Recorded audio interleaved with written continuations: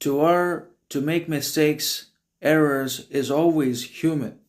That shows and demonstrates that we all are human beings and we have living flesh, bone, blood inside of ourselves. And to make mistakes is always going to be human and humanity also, and demonstrate authenticity, character, purpose, mistakes in one way or another, in the future also in one way or another. So that's how this differentiation and also commonality between all the human beings works, and also that kind of tendency to err or to make mistakes can also be translated into or seen or understood in the animals and other living organisms around the world in one way or another. So obviously, to err is human.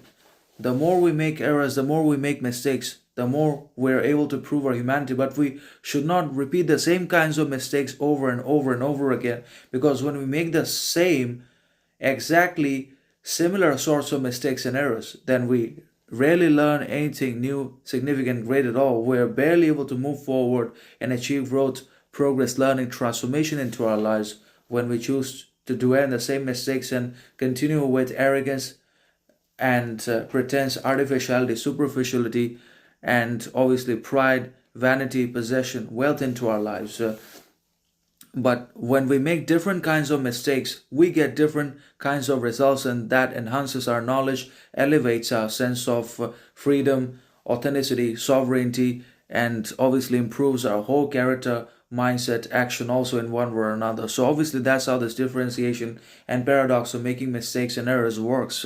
So obviously we can make mistakes.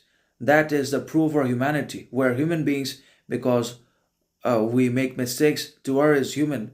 But then again, to be able to forgive those mistakes about ourselves, to be able to own our own mistakes and errors and difficulties, shortcomings, failures, requires titanic patience, acknowledgeability, understanding, character, compassion, talent, reason, intellect, wisdom from ourselves, and also authenticity.